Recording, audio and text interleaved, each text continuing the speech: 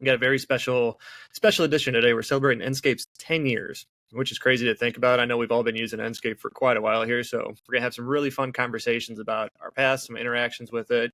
Let's go through and do some introductions to see the great talent that we have on our panel here. Stacy, you're up on the top. You want to start? I work at Gensler now.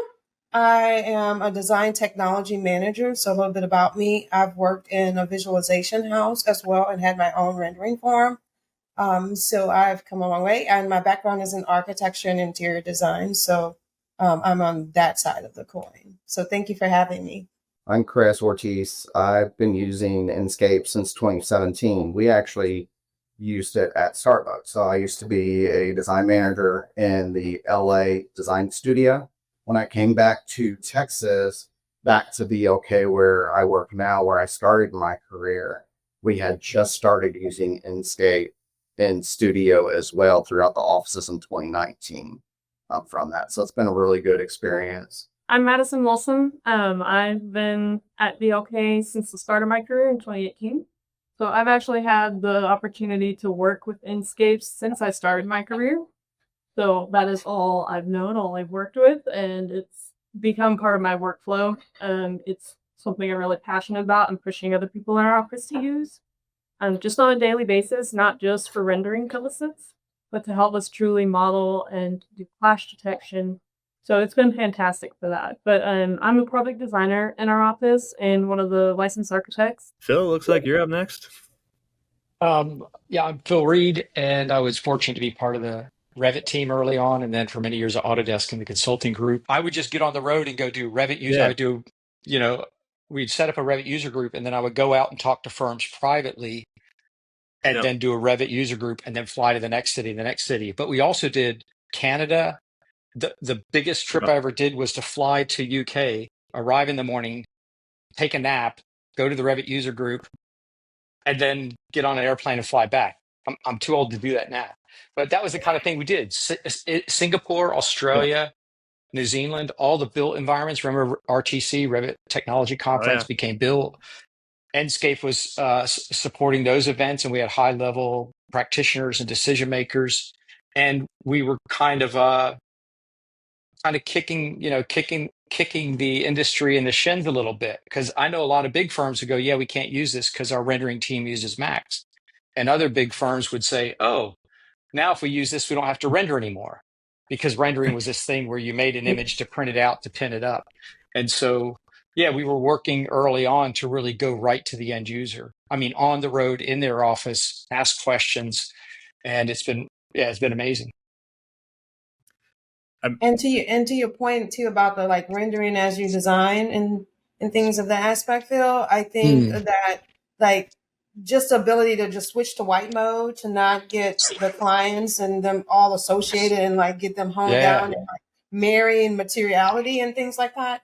That used to be quite not an extensive process, but it used to be a little process in 3ds Max to just go to white mode, making sure that all the materials were applied to everything. And if you wanted to have glass, because you could do the material override in Max, but you wouldn't be able to have glass because then it would be solid.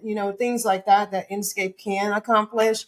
And also the ability to be in those modes to like see model craftsmanship. It helps with like finding holes in model craftsmanship that people can't necessarily see quickly. Yeah, I have to, I'm a little envious of Madison's comment is that she's used Enscape her entire career. That's not fair. You should have slept under your desk at studio and set your alarm for every 4 hours to wake up and make sure it hasn't crashed, and then try to go back to sleep again. But now it's like the amount of financial incentive. Well, I don't want to say incentive. The amount that the company is going to invest in, right? It's a lot. So with changing technology all the time, especially now like AI, going in and spending $5,000-$10,000 for corporate licenses, and then that company may be gone in a year. I think that's the benefit now that we see how Chaos has grown. V-Ray's been around for a long time. Yeah. Chaos is not going anywhere. So then when Chaos took, purchase or acquire Enscape, it was like no brainer now. We're definitely going to stay with Enscape. And then we were already looking at Evolve Lab and utilizing Veros. And then I saw when that came up, I think I told her that day, and we were like, this is perfect. It's like, these are not going to die now because you have a company like Chaos that's investing in it and knows where technology is going, especially with like AI. I think that was the thing that scared us internally and probably a lot of corporation C-suite about the investment, right? I mean, software's investments this day and age. It's not just the cost, it's the training, the deploying of it, and then the time that you lose if that software goes away. Then you're starting back over again. You know, you don't want to get back on the rat wheel, so to speak. So I think that's the beauty of the purchasing and all that, of moving over, seeing Enscape, and now with Evolve Lab being a part of the Chaos group. It's just the portfolio is getting larger and larger. It becomes a one-stop shop.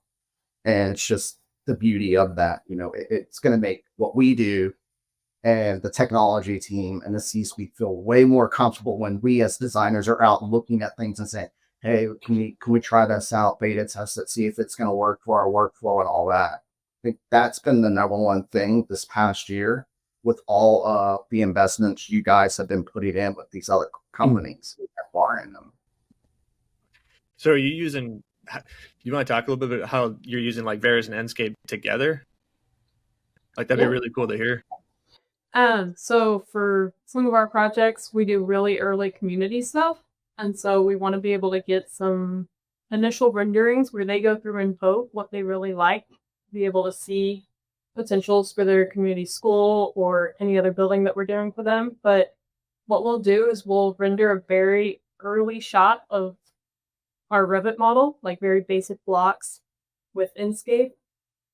And then we'll take it into Veris, that early render, and we'll be able to create presets of different types of buildings that we want to see. So recently we did one where we had 3 presets. We did watercolor sketches of a mid-century modern, a hill country, that is Austin, Texas, a hill country, and then a Chicago modern. So we took those 3 presets and ran them across 3 different buildings. And so we went with 9 different rendering options of how they wanted the character of their school to look. And it was just really incredible for them to be able to go and look at all those, because previously we'd been hand drawing these like early sketches. A lot of Photoshop. Yeah. Correct. This is like months ago we're doing this. This is newer for us to start doing this. So it was a game changer, the time we had to put into this, and we were able to spend more time on our programming and our floor plans and do these renderings faster and give them more options to look at. So it's been a really incredible early potential to see what that's going to look like for them. But yeah, it's been a game changer for the early stuff, but also letting us really kind of be creative with what the possibilities are as well. So if we aren't sure about something, we can throw it in Veris and it helps give us some ideas. One of the big things I liked about it was I could sit there and sketch something. If I'm talking with a client, I could just literally, like, we're just like, oh, hey, let's make, just something like a couple boxes here, like we did an example with like a napkin. Like we're just at a coffee shop, just sketching, and then take a picture of it and throw it into the web version of Veris, and then just start prompting like, oh, that's a cool idea. That's a cool idea. Yeah. Then go into Revit and start blocking stuff out like you guys are saying. And then have you guys experienced this kind of thing when there's a technical shift and the specialist, who's the wizard, kind of feels a little bit threatened by this new technology for common people? Oh, is that you? But Stacy, you started using Viz. You were using Form Z. So Yeah. you were in the wizard class, and all of a sudden Enscape comes out, but you don't speak of it like you were threatened. You were like, oh, this is an amazing. How did that happen? I feel like if you stay ahead of it, if you try to stay like always in the know, that you don't really feel threatened, because I see all of these platforms as just tools in the toolbox. Like, this hammer is probably just getting a little bit numb or getting a little bit soft. I don't know if hammers can get soft. They can't, but this hammer is getting soft and this is the new one. So I think if you're malleable at that level, that you'll never feel threatened. You'll just be like, okay, this is a tool. I just need to like adjust it. I need to see where its lacking and where it can improve, Mm. but also where it fills holes from prior things. So I think if you just embrace the one hole or two holes that you find in the thing that you're currently using with something else, then you can watch that thing grow. So I Right. think it's about finding those voids and then honing in on those voids, because that, like you said, real time had not existed. So that was just like a new thing to try. And so and it's actually fun to me to watch a software evolve too, from like seeing it from where it initially Right. started to where it goes. So I think that's part of the fun aspects of design technology, to be honest. I think there's this continuum between having a conversation and making a statement.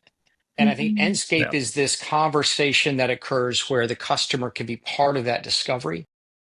And they're going to have questions. Why does it function this way? Why does it look this way?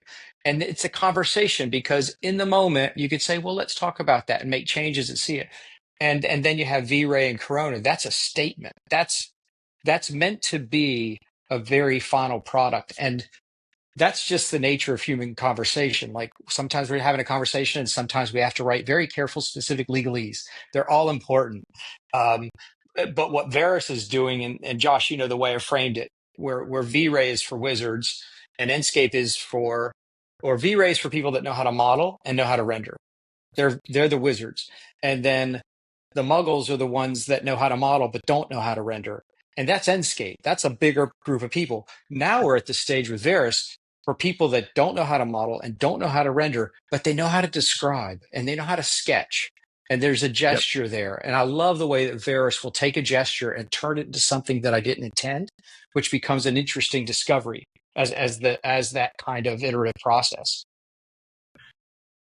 I They am recreated amazed at what cyberpunk. people are doing with Enscape, which is not a sophisticated rendering tool. And you look in the forums and the fit and the finish and the attention to detail and the subtlety of lighting. There's an attention there. They become wizards using Enscape in a way. But the animated textures was just another thing that I didn't realize I needed until I had it. I found the video, Phil. I found the one that you're talking about. I'm gonna put it in the chat for us, and I'm gonna put it in the chat for the community as well. When we first saw this, like they posted it on our Enscape forum. Amazing. If you guys, yeah, like if anybody hasn't checked out our forum, like check that out. Like Chris, you mentioned the forum, like super cool to see what people are doing on there as well. But this was here. I'll share it as well. Stacy, I'm not sure if you've seen this or not, but I think when we all saw this on the forum, we're like, what is this? Like someone even imagined that was possible in Enscape. It's just beautiful. Yeah. Yeah, there was it was a viral game. Coming out. Yeah. But like to be able to do this with like the holograms. Oh, I remember seeing that. Yeah. I was blown away. Yeah, and this was all and the with flicking Enscape. lights. So that's an animated texture. That's like this was just so. But that's the cool thing. Like Stacey mentioned, like a tool. Like Enscape is a tool, but it can be used for so many different things. Like your imagination is like once you know how to like use it, like you can use it for so many different things. And I know there was a question in the chat too about is Enscape just used for architecture or interior designer? Pretty much anybody that's using any of the software that Enscape supports, you know, whether it's for like product design or for from set designs, anything like that, or theater design, or things like this, like cool pieces. Like you can there's use a Enscape multitude of set designers using Enscape, and it's just so immediate for them. But this detail, a lot of people say, oh, the animation tool, the camera tool is not that sophisticated. But I think that the best movies and animations, you don't have to be Jerry Bruckheimer. You don't have to spin around and fall at 360 degrees.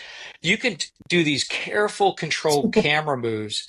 And it's like the way the light flickers periodically or something, that's just an animated texture, but there's a subtlety to it. You don't have to move quickly. You can move slowly and tell an amazing story.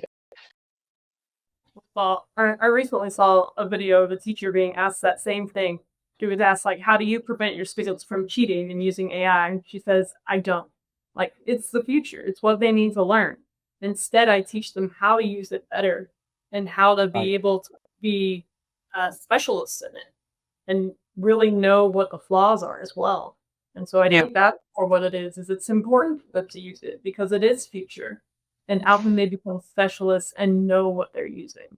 So it's do you think you as cheating, but an opportunity to learn? Yeah, you say I remember the debate at university where we were rendering by hand and then people started rendering the computer and the professors would say, oh, no computer renderings for this because, by this weekend, I need to have 3 hand delineations and such. And then somewhere along the line, the wave just overtook it. It's like, no, rendering is not going to destroy rendering. It's okay. I'm just expecting that same transition around AI where we're like, oh no, AI is too easy. And then you find out, oh no, you can get disappointed in AI, or you might have to be accountable for something. So to actually embrace it and to teach people to use it well. Like, don't think that it's cheating just because you're using the computer, but to be accountable for it. You're not taking a shortcut. It's like, oh, you like that AI? Now model that. Now make it real. I think it is important that we integrate all of these, but at the massing level, the stuff in the Enscape forum, or actually it was more in the Veris forum early on, the simple massing studies with a text prompt, amazing. So how much you can get out of an early text prompt. And I like using sketches, but I also like using photographs of compositions. And if you guys want, I could show a quick example with Veris, where I think Enscape gives you a certain amount of feedback, but Veris gives you a lot of feedback. So let me see if I go, Google Chrome's replacing bypass allow. Let's see if that'll work. And I'll share my entire screen. Great. Because I've got this at the desktop. So let's do this. And this was from a meeting in Singapore. And the client, and they're a very high design firm, and the senior said, so what's the deal with this AI? Like, how we use it? So I turned and took a photo of the pencil box, and then took the web browser version of Veris, right? No modeling, no geometry, and said, modern office building in the country of Singapore, designed in the style of this architecture firm, and got that. Oh, that's cool. And I pushed the render button 3 or 4 times, and then I got that. Oh, that's cool. And then I got that. And so... Oh, I see. Wow. That is a massing level of all massing levels. Like, to go from this as a gesture, and now I'm finding myself collecting found objects just to go, oh yeah, that's kind of an interesting composition. Or I'll just take these. Yeah. And then ending up with that, I would have not put into my head this idea of, creating a swimming pool out of one of those coffee cups, but it took that metaphor and continued it in a way that I just think is beyond expectation. I just wanted to say thank you so much. This is a very special community, I think, because it's also connecting professionals that have been working in the field for years, but also people that are starting and they get a lot of support. It's very open, very honest in terms of the conversation. Theo is moderating it beautifully, offering a lot of different activities and live shows and sessions and feedback for the people. So I'm very grateful that this exists. Yeah, thank you everybody for joining us and taking time out of your day. I know everybody's super busy, so really appreciate it, everybody.